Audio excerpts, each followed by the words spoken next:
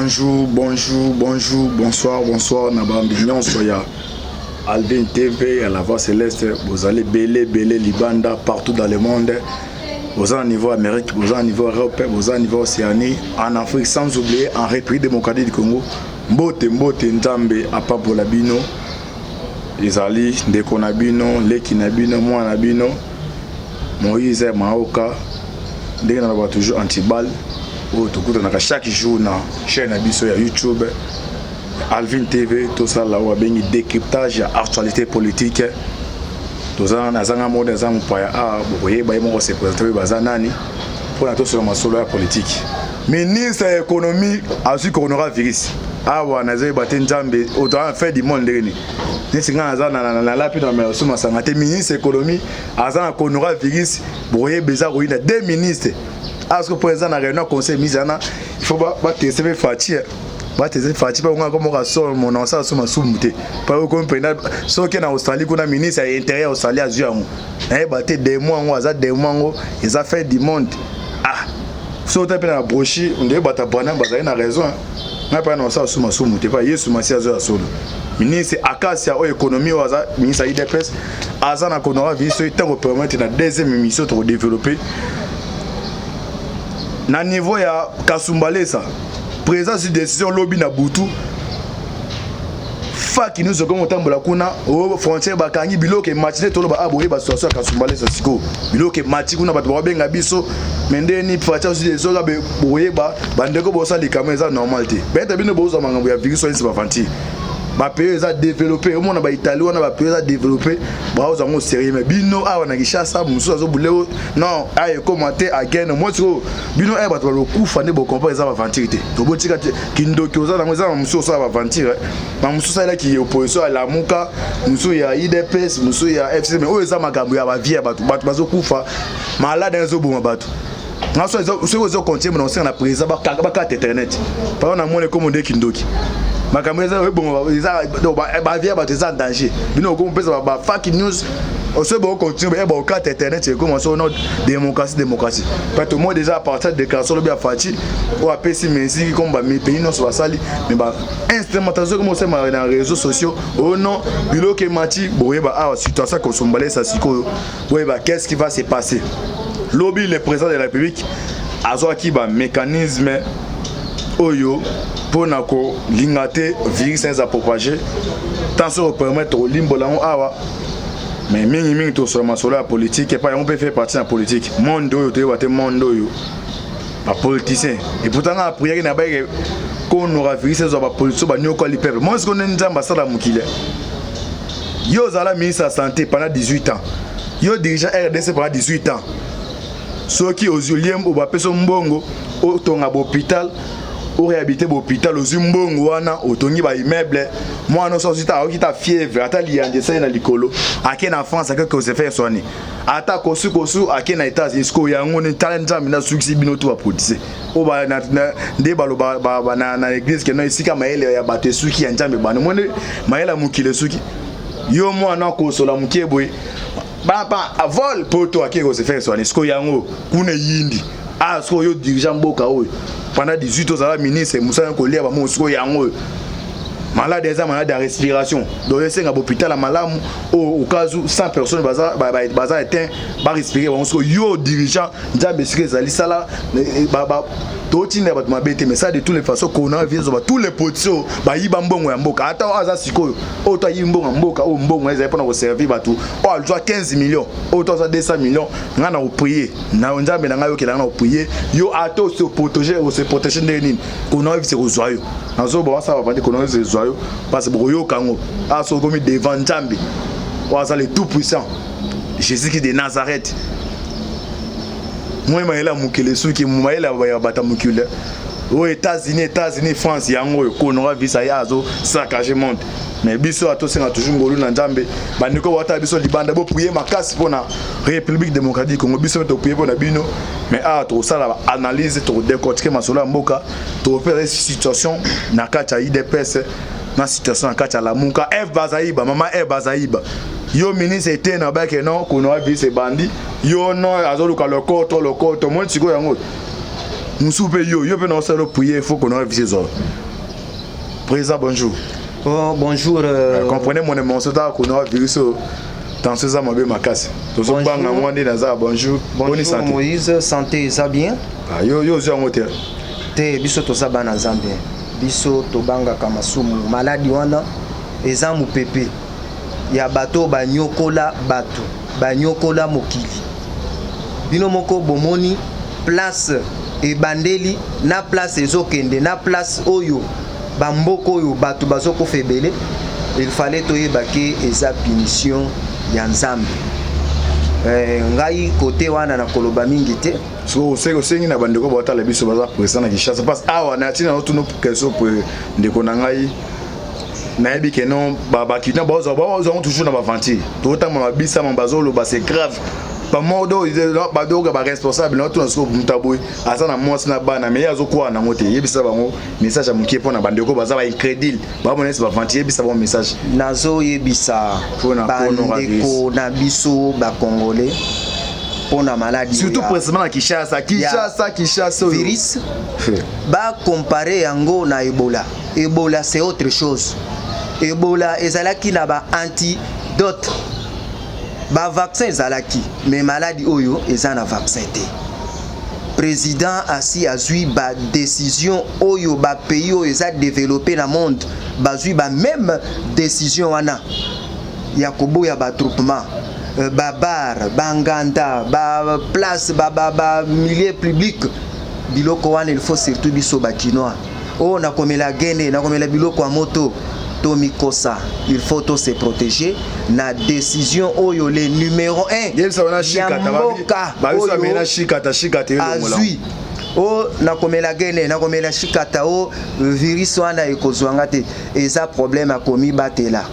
Tomi batela to banga Nzambe to prier lisusu makasi pona mboka na biso surtout na ville province na biso ya Kinshasa biso nde tozalaka ba promoteur ya kobo ya kotosa maloba ya bakonzi soki biso totosi yango na Kinshasa je crois na intérieur nyonso ya mboka bakolanda oyo biso tokosala na Kinshasa to se protéger ozana bana avant balia basokola maboko to protéger na bana ba attroupement ezalate je crois nde oyo tokoki koloba ke to landa maloba ya mokonzi ya mboka ya numéro 1 ya République démocratique du Congo Fachi Béton. OK, merci ministre, se protéger. Awa peut-être vous appelle moi ndeko moi azokota direct après sabino pe message na epona konora vidéo bandeko bola les ava ventir tes plaisanterie to ça va ventir te dobo se protéger malade wana ezala ezoboma mako sabino to banga poso moindo lokuta ezoboma se protéger bo prier pe tata Nzambe bana déjà ba intérêt bo ba ke na classe était bana basaka na bala te na babili ona bokanga bana kati ndako okanga bango tout le temps bolo somena wa yango on a ça puis c'est Babylone yango ya mike ezali osomboli bana bo tout na opona ba masque ezala uniquement te fozola ta masque médical wana moni pa papier hygiénique dans la salon technologie mo bo sala mo pe na parler moni papier hygiénique apembe bo sombi yango o kati en comme papier o linga yango bo linga yango do o linga yango botala nga ndeko na nga ide koto olinga do mone ozu koto olingi bo ozu koto olingi bo olinga ngata 20 fois et au funga be sali bo et ça sous forme ya masque ozu d'élastique mon otie koto mo otie koto bo kola ngona graphise osayo mona ndako so za da pakia mayani ya mulasu osa ngo pe ndako belo oblati bana parce après 2 heures ito change bango et ko aider aussi ba moyen ça parce que masque ana kijasa mo ite kama 1000 francs so 1000 francs donc ça dit ya ngoma bobola te bandeko bobola ta ngo bolta ba masque wana ça ba masque médical masque au pana to ndo chapa ba elanga so elanga na sala ngo lo te za pour protéger mais au ba mona que non makoki za te bena na Kinshasa na Congo makoki za te technologie dans l'exhibino on a bien répété bien papier mouchoir le papier mouchoir aussi au linyango bo fungolo aussi d'élastique au tia au graphe au tia on a graphiste la tibana au ça moi belé na provisoire au système à Kinshasa kalo ngam kalo ateso ba kala ngam kalo ateso baba ni na lingala Zakari wingi kala ite OK yango na lingala ya passe bon présent fais un message en kono vida bande to bazana balandi biso tuko sur masola politique. Bonne santé na UDPS. Bon, santé na UDPS pour le moment santé ça malamu te. Ok, tu continues. Voilà. Bon, santé na cash entre INC et IDPS. Santé Sandine. UNC, UDPS. Ouais, santé Ndeni. Bon, santé pour Nabiso, base. Tolobaki. Je crois que Tosakaka na sima ya maloba oyo évêque Mukuna Lobaki. Donc c'est-à-dire, n'a bien été ok now. Donc la gars IDPS santé, ils ont mal à monter. Na cash pe. Na cash pe santé za malamu te, na UDPS pe santé za malamu. Bon boni na coalition FC cash. Na biti na otu no bakeso, na biti to suite o shitele. Bon. Wana nde biloko wana biso tout d'abord na ba combattant na niveau na biso ya base. Tozolinga lisusu mariage wana te ya FCC cash. OK. Merci président. D'abord d'abord sani bande ko Orlando ba le belé se présenter d'abord. Ngai de Coton Alvin TV ou balando partout dans le monde. Moi je me nomme Kabongo Michel. Je suis le premier vice-président Cellule Mumbele. Oyo Tozo Benga, la force tranquille de l'UDPS. Cellule Mumbele, Cellule maire. Donc ça dit Cellule ouais baza va voir yo bino. Bah, trop développé. Mutu oyo alobi ke tokokoma wana.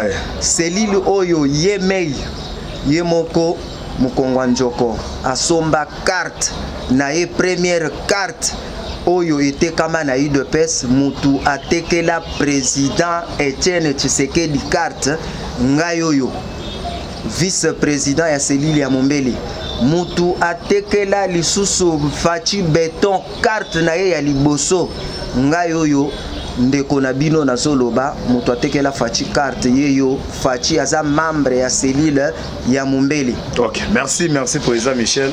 OK, moi on s'est présenté wana. Aza président vice-président Cellule Mumbele, Cellule mais c'est le papa Tshisekedi papa zo carte wana. Yemo limbolo bina Cellule pour président actuel, chef de l'état. Aza do yem da président Cellule bomone pour développer. J'espère que to bandi président abi que non santé na idée président malamu te. Santé na cash ya malamu te, santé na coalition ya malamu te, to baida na kata IDPS. Na IDPS santé uza malamu te ndeni. Ba na UDPS na kolinga mingi kozongela na makambo oyo tolobaka mibeko, il faut kotosa mibeko. Même mboka bakambaka ngo na mibeko. La République démocratique du Congo eza na mibeko nango oyo tobengaka constitution. Oyo ezo sala ke makambo nyonso na Congo mutu nyonso azala na se ya mibeko a respecter mibeko ya mboka oyo babengaka constitution. Biso na UDPS toza na eloko oyo biso pe tobengaka mukanda na biso comme constitution tobengaka ngo statut du parti. Oui nango te loye nango te.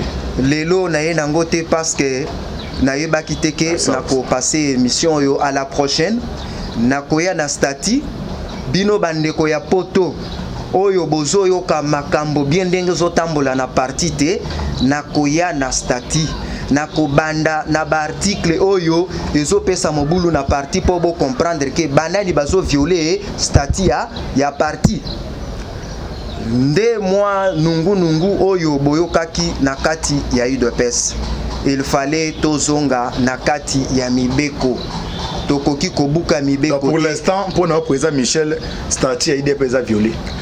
Pour nangai statut ya UDPS ezalaki violé kaka les mêmes jours oyo ba nomaki Monsieur Kabund comme président ya UDPS. C'est violation ya statut du parti. Expliquez bana mboka ba violer mondeni. Muta nomaki bi chef de l'état Fati. Fati a violé ce statut. Na kokoma place wana. Un président ya parti comme UDPS tokendaka na congrès. Congrès nde oyo eponaka mukambi ya UDPS. Banomaka mukambi ya UDPS te, banomaka nde ba secrétaire général, na ba secrétaire nationaux, na ba fédéraux, na ba sectionnaire. Ba cellulaire ndenge na zaboye biso pe banomaka biso te, biso pe ezalaka élection. Boke na élection nde ba élire bino bureau ya ba cellulaire. Ndenge ba violaki mibeko wana. Ya konome président ya parti. président ya parti wana ayi ye pe asali nini anommé. Je crois bino bandeko na biso ya poto boyebi eloko oyo babengaka na français intérimaire. Donc aza muto azo sala nde intérim, aza na pouvoir ya ko révoquer ou bien na pouvoir ya ko nommer. Mais oyo tozomona na kati mutu oyo aza habilité na mandat wana te ezo salema. Deux places oyo bomonaki mobulu oyo esalamaki na UDPS na siège na biso ya parti na limité. C'est à cause de ça. Nde yango wana il fallait tozonga na stati ndenge stati elobi émission oyo kolanda na koya na stati tokobanda kotanga article par article même 3-4 jours boko comprendre que il fallait tozonga na statut du parti. OK, merci président Michel. Boki malobe eza ngai teza président Michel. Bon président Michel Kabundi wana Kabundi boba Kabundi ya président ai mutapese mandat spécial za fait Tshisekedi. C'est que ça na confiance na esco bino bote mais mandat spécial na point. Biso tozo telemela. Pas d'abord bon baza l'équipe qui gagne, bon ba memi IDPS da pouvoir. Na lobby komema IDPS na pouvoir eza bakambio bazo kamba parti te, c'est la base. L'IDPS c'est la base. Batu bayebisa batu tozalaki na bachibala na batu nyonso wana po bazalaki ba traître. Bazalaki ba traître ata bamemi biso bango babandaki nde kokamba biso bango batu bamemi biso na pouvoir te. C'est l'UDPS Kabila na bambongo to ba millions de l'UDPS batu ba fragiliser Kabila eza ba combattant de l'UDPS na peuple congolais. Biso batu to banda ko bima na balabala, biso batu to banda ko sala ba ville morte, biso batu to banda ko mettre gouvernement ya Kabila KO debout, biso les combattants de l'UDPS. Biso tozaki ba combattant baté, biso toza ba combattant de l'UDPS, tozaka ba militant té, tozalaka ba membre té. Nous sommes les combattants. Même si nous sommes au pouvoir, tozaka ka ba combattant pour na ko défendre tout d'abord intérêt à parti. Parce que intérêt ya parti nde yango oyo ememi fachi na pouvoir. Tokoki jamais kotika intérêt ya parti parce que wana eza patrimoine oyo ba père fondateur batikela biso c'est l'UDPS.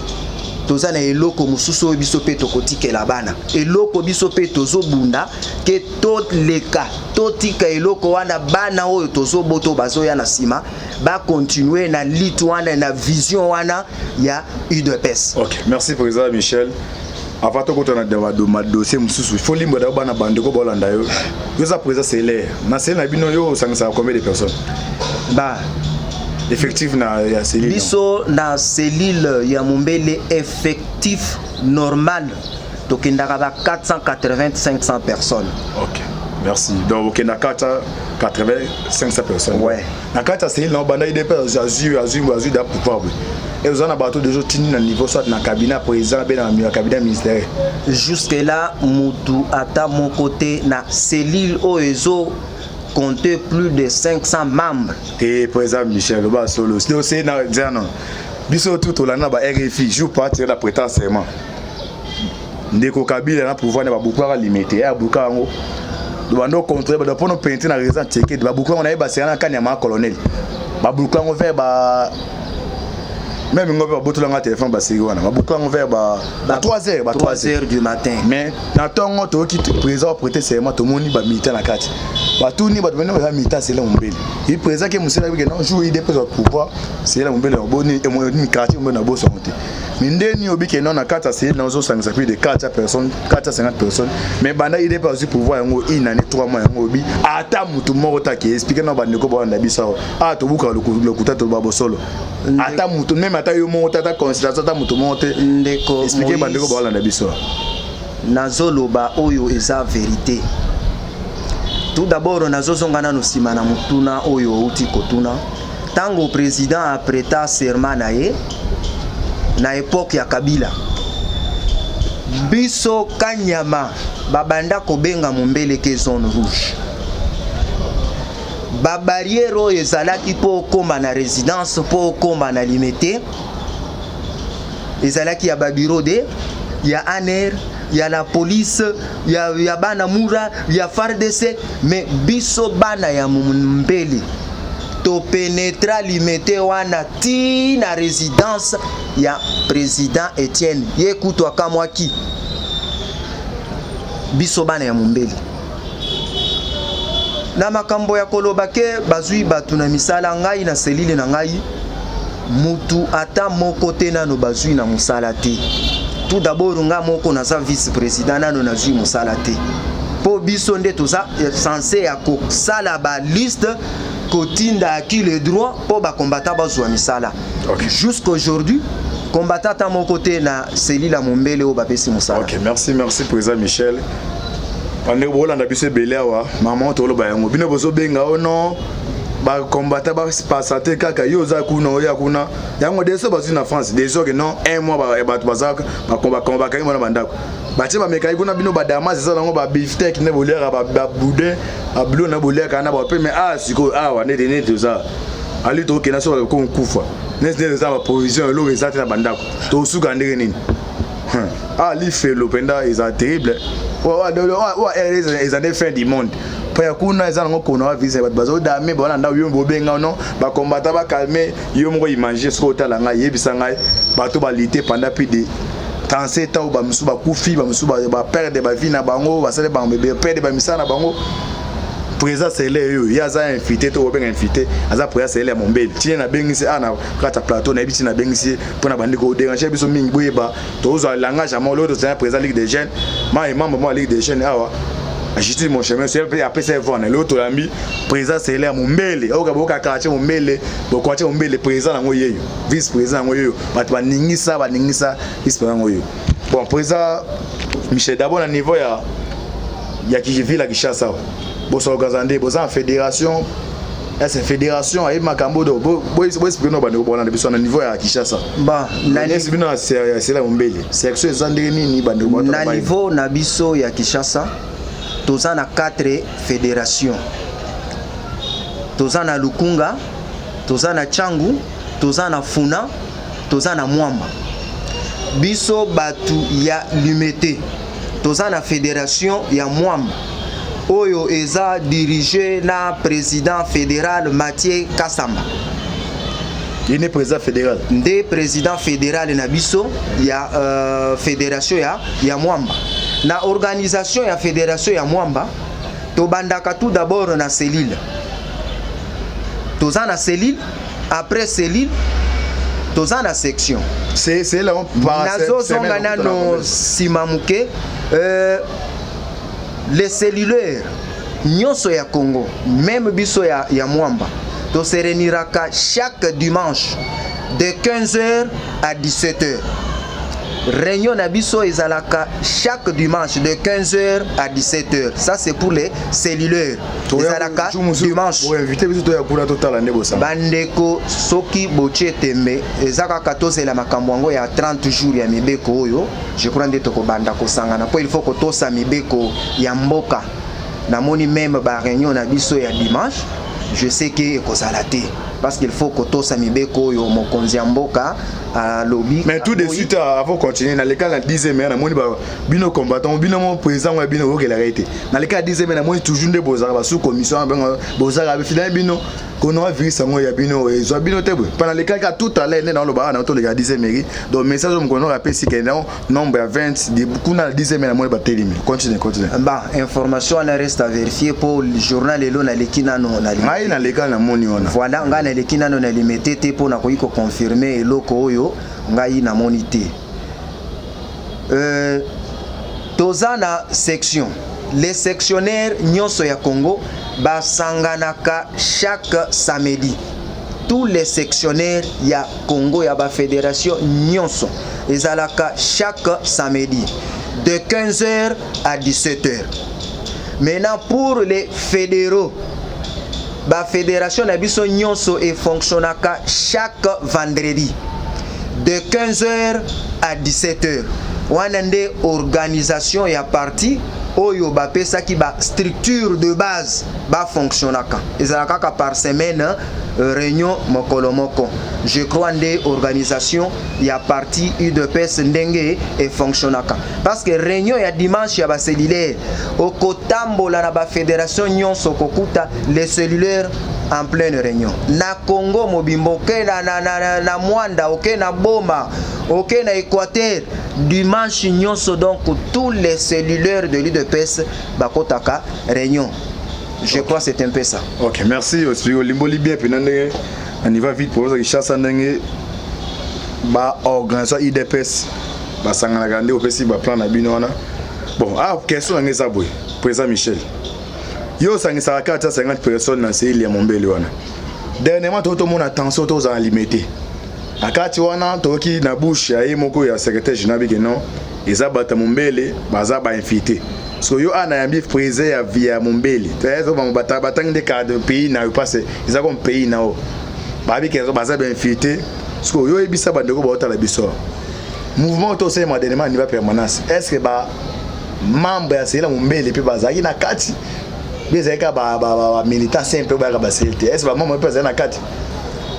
Normalement le secrétaire général de déclaration fa benga sa yo za membre kuno iba o identifier ba to na mais abiki baza ba nini. Yo so limbo la biso yo mpo iba autorité so iba ngo place wana na niveau permanence. Ba membre no pe CLT bazaki wana. Place wana il fallait to lembo lango malamu pona koboya ko créer difficulté na confusion. Ouais. Et loko yo secrétaire général alobaki ya Mombele ke ba voyou ya Mombele. Mais soki ba journaliste bazalaki wana bienga soki nazalaki wana esengelaki kotuna ye ba voyou ya Mombele, population ya Mombele ba voyou parce que peuple ya Mombele oyo aza na kati ya UDPS akoki koya ko revendiquer ba biloko bayaki kosala te. Mais infiltration bezala na politique à Congo. Soki baza ba infiltré toboité mais pour ngai en tant que président ya cellule ya Mombele, je ne pense pas que na base nanga ba voyou bazalaka te. Parce que UDPS ezalaka ya ba voyou te. UDPS eza ya batu oyo lit na biso ezalaka ya non violence. Tout ça ba voyou te. Peut-être ba infiltraki. Mais reste à savoir ye mutu amona ki ba infiltré wana. Donc ye mutu ayebi ba infiltré wana. Il faut botourner question malamu ba infiltré wana ye ayebi ndenge nini ke batu wana baza ba infiltré ba voyou ya Mombele. OK. Merci président Michel. Olimbo Libien batu faut tout nande ye. Question musu César-Boye président Michel. Tout le monde a une peur de auto-réunir durant 18 ans, on a rien auto-salaire.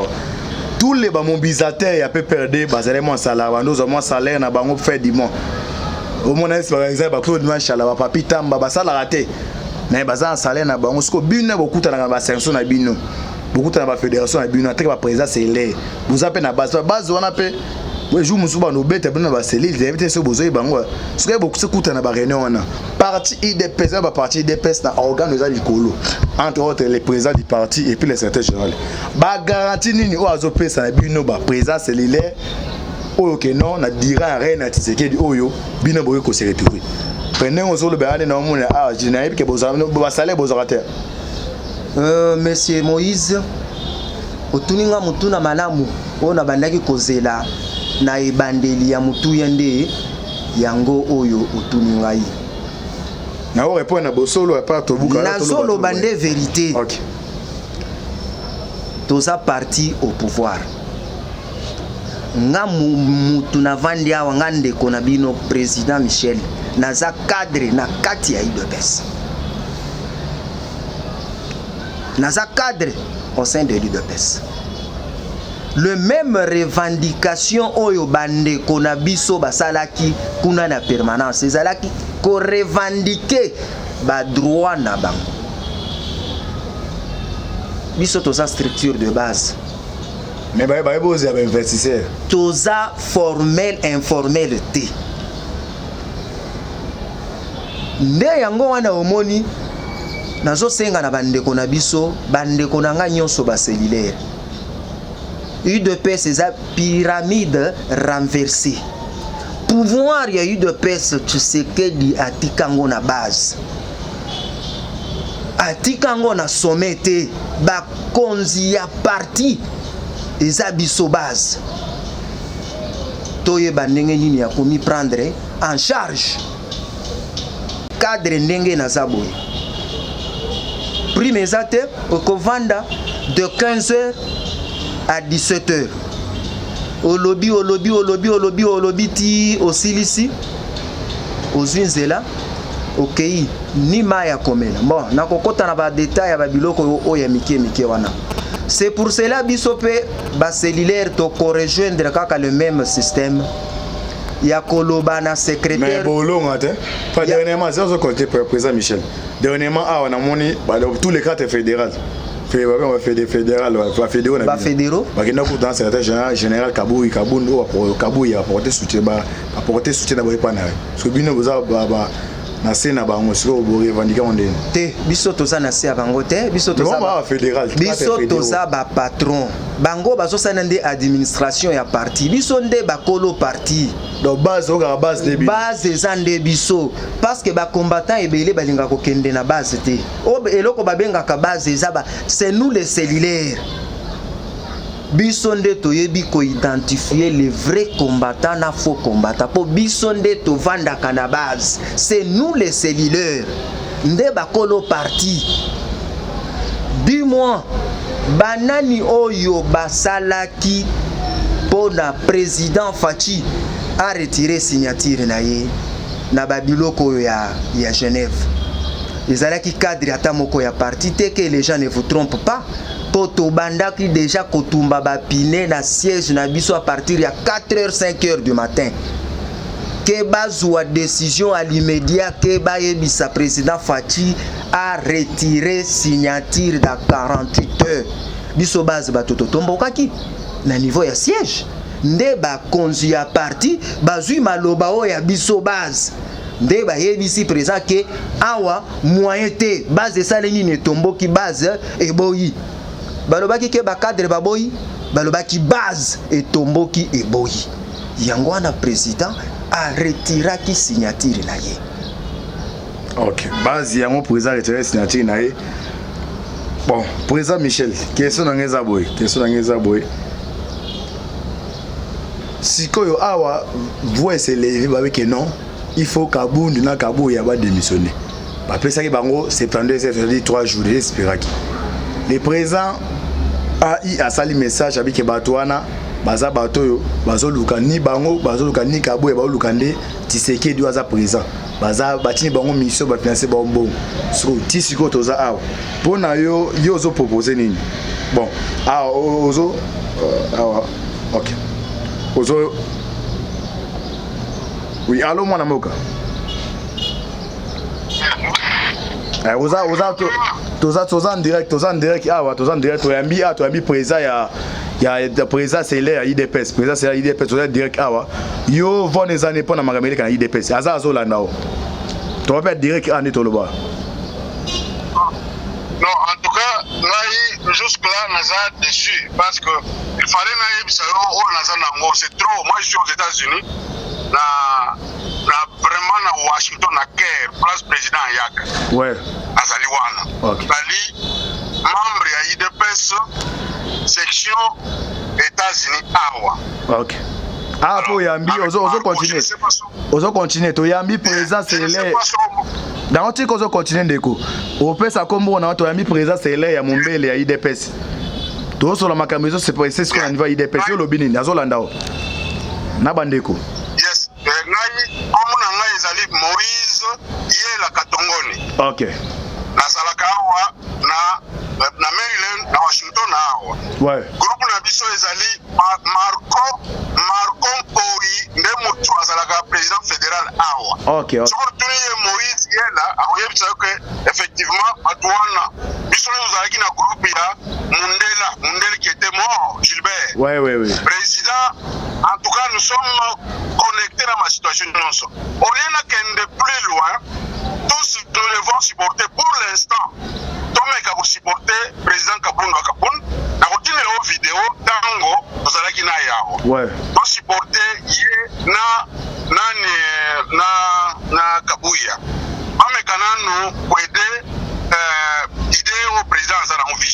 biso tout ozawana. On avait trop de difficultés de sorte que président Azoyawa biso to IDPS tozo kokate kokutana naye toyebisa ye makambo tozana. C'était la difficulté nous ezalaki. Je pense que nous devons slow down. Biloko nous sommes tout en assez tomeka pour comprendre et le nous salama na mboka na biso. C'est très difficile avec Kabila qui a tout piégé partout. Toti kananu mukolo tozana na parti to supporter hier, c'est-à-dire que unité wana ezala nanu. On a besoin il y a congrès pour l'instant. On n'en a pas besoin.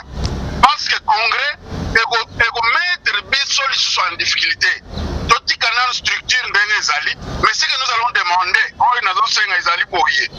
Soki mupepo wana ekei président Marc Kabon na secrétaire naye Kabuya batina abantu kutambula je pousse idée aux anango abantu kutambula na ba section nyonso bakoma na Amérique Canada partout baye bakotia lisusu ordre parce que batu nyonso baza dessus. Ça je vous dis, nous sommes tellement dessus de tout ça. Il en est parti comme ça dans 3 mois. Ndeko ozo continuer landanga ozo continuer toza direct awa to na biso ke to yambi président Seller ya Mombele Seli Mombele yepe azo maloba muki awa Olanda ko toza toujours déjà ko kata teza toujours en direct Olanda pour que personne aille président Michel Hollande mutabengi azo direct à niveau États-Unis oki voit na bike na obota na se bola le tano le kana yo lobinde ni azo lando siko ndeko yo oza na États-Unis landanga malamu bino batu ya diaspora boye ba comment les partis fonctionnent na yebite na niveau ya États-Unis kuna soki bozalaka na statut ya parti na règlement d'ordre intérieur parce que biloko wana ndo ezo régir parti, c'est le statut et le règlement d'ordre intérieur. Biso makambo ya congrès eza statutaire, biloko nyonso wana eza statutaire, mais pour le moment les revendications malobano ya suka oyo uti koloba awa tozana inane na quelques mois ya pouvoir parti UDPS au pouvoir visibilité ezate mutozo diriger parti c'est le secrétaire général. Pourquoi le secrétaire général il ne parvient même pas il y a qu'organiser parti administration tout d'abord au sein de l'UDPS ezate visibilité à parti ezate tala ba parti muke na mikolo oyo ba oto sali na bango ba alliance visibilité ozo tambola partout visibilité tozo sa la manifestation ya parti ya anniversaire ya parti au pouvoir, pas même tricot, pas même chemise. Au commis na permanence, maputa o ya biso ya parti, ezote kama na permanence. Liputa ya parti, oyo bakoki kokabula, na ba fédération, na ba section, na ba cellule, pona visibilité. Parti ezangi ba drapeau. Soki omoni manifestation ezalaka ba drapeau ya ba combattant bango moko, bazo somba ba drapeau na niveau ya ba cellule, ya ba section, ya ba fédération. Yebisanga eske mutu ya bongo totika ya banda kaka ko diriger parti kala mingi te 2023. Nous disons que Kabunda atikala nano place wana balukela biso secrétaire oyo ayebi administration ya parti Kabuya sala nini avanda pembeni Kabuya zokoka kokamba parti te. Je crois nde oyo biso tozoloba oyo tozoluka na moma oyo na ebite soki ozolandanga malamu. OK, ndeko landie maloba na suka ezane loba maloba na suka après toza derrière to kana. Je pense que nous comprendre préoccupation bozanango. Si je te dis oyo ezali deep muzindo ya awa en Amérique parce que tu dois mettre en tête que je t'ai dit au départ le président est venu ici 4 fois. Dès qu'il a eu sa présidence, 4 fois, mais biso batu ya otozana Washington c'est déjà un grand problème. Or, dans Wayaka, avant qu'il y ait la présidente, biso na koti na vidéo denge tofanda na hôtel, denge pa hôtel 2 fois, dans avant azana le candidat, tout ce qu'on avait fait. Mais Azu pouvoir, Azu Kota, Azu mon abiso kaka boye.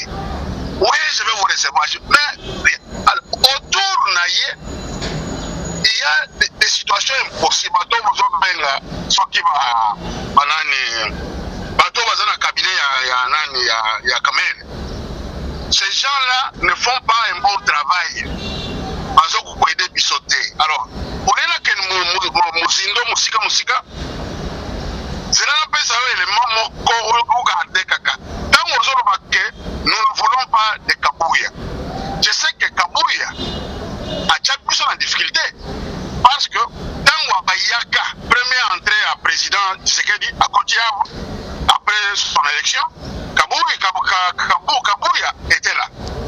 Nous sommes allés biso à IDPS pour tenir Kabuya na hôtel parce hôtel les amis balé William na Mario Desali qui est président à côté ya William il est Kabuya Zalaki au traverser nzela à cet côté biso tous Zalaki wana.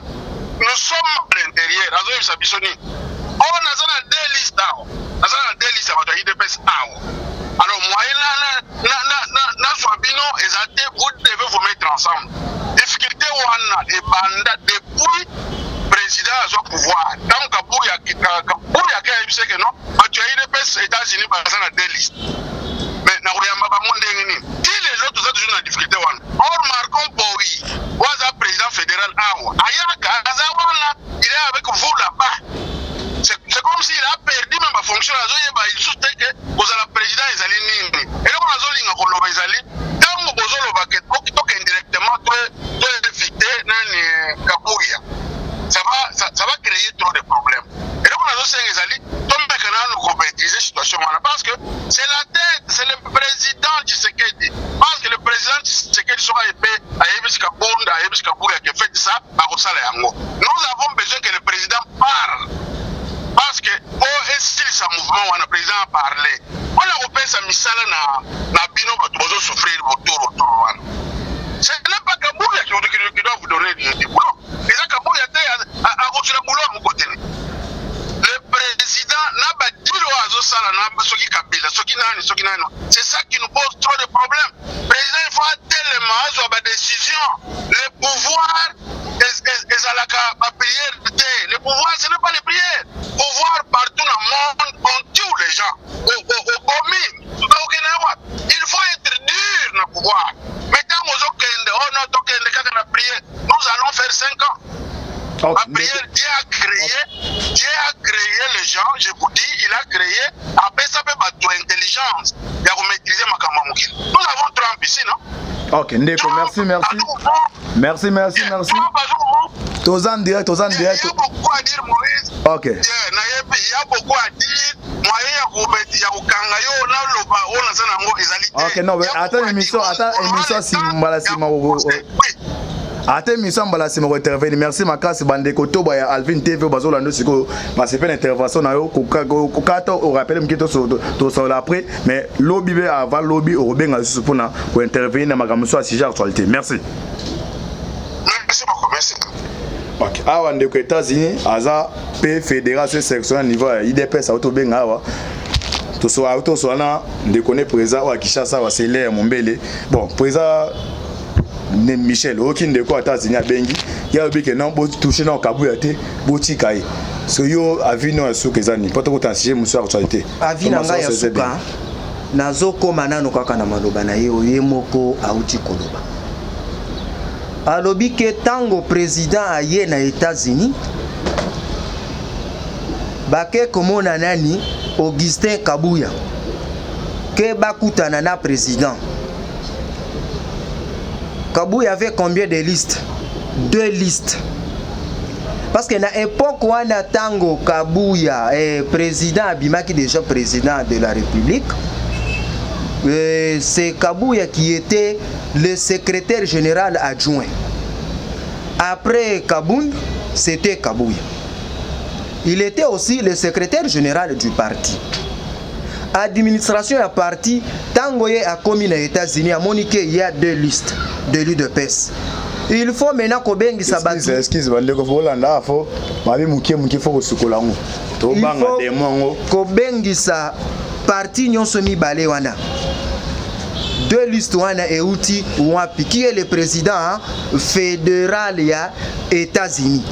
c'est le président fédéral mutu oyo akozwa disposition na décision akolobake non la liste ngai nde mutu nasali nini nasali liste oyo nazo répondre ndeko na biso ya États-Unis je crois akolanda émission oyo na répondre na point wana. C'est pour cela nous disons que l'administration ya parti eza ya kolala eza ya kokufa administration ya parti ezotambola malamu te. OK, merci président Michel, to comme petit à petit pour to que to chité bon. Sikoyo mutuna nga oya le tout dernier mutuna nga na otuna ezaboy. Décision nini obino base no bobo ke bino za base borozwa. Bo pesa wa itebata en 3 jours lekani. To se ngabino bo ke na dialogue nde to mona ya dialogue ya matata pa ba guerre médiatique continue. Kuna Paul Chilumbu yepe na zo lukai Paul Chilumbu fo ya na Alvin TV. Na lukayo ogise kabuya niko na permanence ozo ya te mais lukayo ke nanda kuna na yamba o parce aiza créer la démocratie faut tous les voix dès que baga on ezo kende boy ce qui déjà on ke ka bino na base o yo 450 personnes ata ndengo zaleli ce base on va beta o ka joindre la réunion pas mamba IDPS be soara na obeta o 450 bitisi koyo inane 3 mois na no IDPS azi moi bande o to benga ba kuna ba ole na episode na to lo ba bande bolan ba kuna papa na bango souffrance bino bozana ngo biso do moni na bino ba ibile ba ngo mona ngote biaza ina poto kuna bochi ka bochi ke me auto poser comme auto poser comme non ka présenter moi ba caméra pourquoi azala ba caméra parce que dans majorité alors pour en 2023 c'est la majorité c'est il faut parenthèse à la organiser donc bande bazo comprendre bo le la ko kene kuna bo yambe ça pour la nini o yambe pas dans majorité o asangana kabila pour na volonté na été accident il y a aussi présence mais quand on consomme beaucoup que non o azala major parlement ça coalition ba ça coalition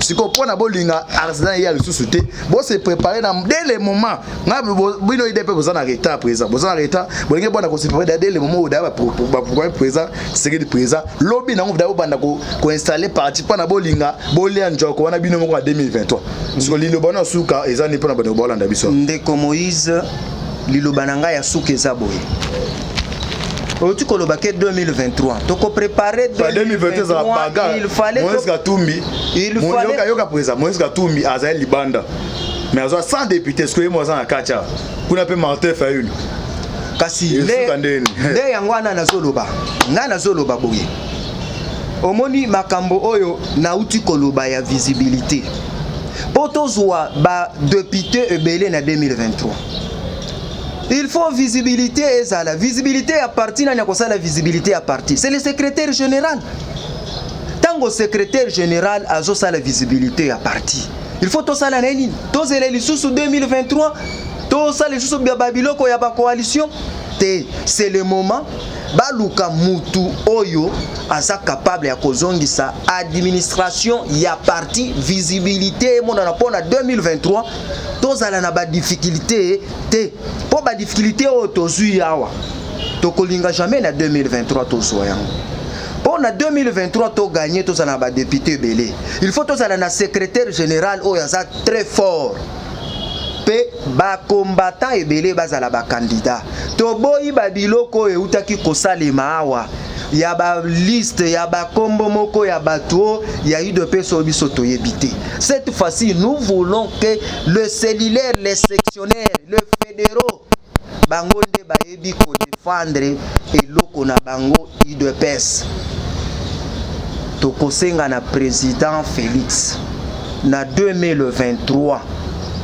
ba candidat député ba uta na base biloko ko banda ko zwa ba liste moko zo uta likolo wana ba conséquence yango yo est-ce que nous un homme comme moi président Michel député na hémicycle ya palais du peuple makambo yo e utaki ko salema ya bazo manquer le président élu de la République toi signé ordonnance inconsciemment mais ba député soit disant les ba député à UDPS biso toza na esprit tshisekediste soki ezala ki biso ba président Michel député na kati ya parlement jour wana scandale ilingaki salama makofi ba ilingaki tambola na ndenge moko ya GTP député wana na éviter bundaka te ko musoko mnande babundaka tomonaka na ba France awa na ba Italie awa na ba parlement ba makofi na ba Grande Bretagne awa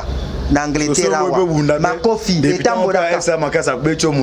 etambola kabiso toza ba combattants. Nous sommes formés de tout ndenge na zabo malgré mukenanga nous sommes les combattants de l'UDPS toza formés spirituellement mentalement spirituellement tango tobimaka na nzela tobimaka na lobi ke nzambe soki nazongi na komisiyo. Ok, merci président Michel. Tokomi pendo comme to chité penda liloba nanga non si c'est misoté. Yo za donc parce que to yamba souvent na yamba président parlement debout. Yo za président c'est les aux formé au niveau ya structure. Parce que 2023 2023 bi que coalition mo za accord mo za na Nairobi. Au président fait ça signer na Cameroun. Nde yangwana nazolinga na répondre na accord wana ya Nairobi. Parce que Boraté au 5 6 2023 Cameroun est présent. Maman mi da première dame. Na lobby boye ndeko. Maman na sera première dame. 15 millions. Hein? Ozoloba 15 millions Fati Beto Kanga. Problème il y a 15 millions. Fati Beto Kanga. Ozoloba accord ya Nairobi. Kasi c'est très simple. Est-ce que accord ya Nairobi eza statut ou bien eza constitution ya mboka? Mais mutakenda signer kuna za IDPS. Eza juridique na tunio nano accord ya Nairobi wana. Eza juridique accord ya mais na ki babi caméra zo 15 millions eza solo. Na lobby na kokoma esika wana. Accord ya Genève. Bo benge papa Chito bino bata IDPS. Accord ya Genève. Eza ndenge moko na accord ya Nairobi te. Accord ya Genève. Tango tozwaki décision que président longola signature alongola ki signature te na Genève na accord ya Nairobi nazo yebisa bandeko na biso ya INC na peuple congolais na ba combattant accord ya Nairobi ekufaki etombaki kaka jour oyo tozanga ki déjà majorité na parlement parce que accord wana ezalaki basé que tozwa majorité na parlement ndeko Kamere abima premier ministre mais tozui majorité te. Est-ce que accord wana ezo exister lisusu accord ese kufa na ngokala accord ezate eza pona bolingo ya Fati bolingo nzambe nde ache place wana poso ki tolingi tozonga na accord bango basolo bake accord ekoyaki kaka jour oyo tozangaki majorité na parlement accord esalaki nini ekufaki tozali susu na accord wana te makambo ya ba 15 millions wana babiloko wana na kolinga kobeta ngo tepo toyebike basi bacha ba magistrat ya sika ba procureur bazawana ba o magistrat oyo président autaki konome bakosala musala nango justice wana eza makambo ya justice akosala soki eza ya solo justice azawana soki ba preuve ezali tokotala siko justice na biso soki ezosala musala ya solo na affaire 15 millions mais problème ya accord ya Nairobi esi ekufa nango kala majorité na parlement toza nango te sikoyo Kamere na formule nini oto akoza la premier ministre esi ekufa nango aza wana pona bolingo ya Fati nde eche place wana comme directeur ya cabinet ba compter lisusu na accord makambo ya 2023 biso IDPS oza machine politique oya kotia libaya na 2023 tokolia ye c'est toujours Fati 2023 UDPS va remporter les élections je vous dis nazo assuré bino na 2023. OK merci à tokomi pembe disco poto chité président Michel ba mandataire yango bazoka bolango ape konora visa ngwa ye konora visa bena bibisi mo belé bata mandiu bata banyongo asepeli konora visa a mandataire yango ba ye ba mandataire ils ont des mandataires FC toujours en avance mandataire à l'état bah côté bah il y a ba mandataire je crois président si à répondre déjà à répondre ni bien FC sur 5 vidéo 35 na lobby asi on Kabila a photo moi tia mati ko la faire bino bedo il y a toujours likolo na lobby biloko ba mandataire président a lobby a konome mutu oyo ye aponi oyo ye amonike mutu wana akoede ye na ba fonction wana na ba tâche wana. Côté ya ba mandataire tokokoma na makambo ya politique que non tozwa o mutu ya tel parti politique non toza na bato baza na société civile oyo ba travailler oyo baza na expérience tobo il faut niveau yo mboka ezaleli il faut ba mandataire baza la bato baza na expérience eza ke mutu oyo atika kosala te bozuye kaka mbala moko boche wana te. Faut qu'on soit bateau basi basala bazana expérience o ba travailler na ba jekamini kala bazali o ba travailler na ba mibaka la bazali o ba travailler na ba onatra na ba ofida na ba OCC bato na bazali. OK, merci président Michel. Ah tonton na mutuna suka pour pesape message en suka to kabwana. Qu'on a vu à côté na monde. Dans mon États-Unis, si la l'aviation perd 94 milliards. Selon les experts, il y a OMS, il y a ONI, non. Selon d'abord l'État, c'est que qu'on a vu ça, selon bon, il est à 18 mois. 18 mois, selon les experts américains, 18 mois. Alors 18 mois, l'économie mondiale, après monde perd 3 milliards de dollars, 3 milliards. Donc 3 milliards de dollars. Alors, on peut dans tous les partout au monde. Depuis que les États-Unis business à l'écolo. Na ba petit est-ce que awa 11 milliards. So crise on ngozo ya awa. Babi gouverner c'est prévenir, gouverner parce que peuple qui peut de coronavirus. Na pouvoir parti. Bozo préparer ni parce que non bando bota la biso que non coronavirus on de côté awa. Bo ki to mata perte ou balancer économie makas parce que les a propagé to souhaitant côté tatanta ba la biso Hollanda appuyer de tous les façons ça la biso ngolu. Ils ont propagé, mais ceux qui ont propagé, c'est qu'ils jouent une économie. Donc, le leur au matin, le leur au matin, ce qu'on a mis, on a bien partout pour voir. Ah ouais, vous avez devant face, il y a des téléspectateurs, non, c'est internet, voilà, on a dit ça, bien nous besoin prévoir nini, besoin garantir peuple nini, on va monter pour payer ça. Moi, il y a moi de la fin, on prend tout chité. Attirer le plateau. Place wana na koloba kaka muke pamba kolanda maloba oyo président de la République. Autaki kokota na réunion. Na ba ministre ya mboka na ba expert pona makambo etali maladie oyo ya virus ba décision ebele ezwami kuna président alobi bakosala tout na gouvernement na ye ya ilu ukamba ndenge nini bako protéger peuple congolais. Omoni tout d'abord ndenge ba bandi na ba décision ya ba école ba terrasse tout ça omoni batiki ba wenze po ba yebi ke soki ba kangi lisusu na ba wenze niveau ya économie oyo biso toza na ngona ya souffrance peuple tout d'abord ba kokufa na nzala avant ba kufa maladie wana. Je crois président a siraki bien na réunion na ye ya kolobake gouvernement congolais a kosala par tous les moyens même malade wana sali 18 mois 12 mois ndenge bazolo wana gouvernement congolais a kotika peuple te ba mesure ebele eza na kati ya kozwama.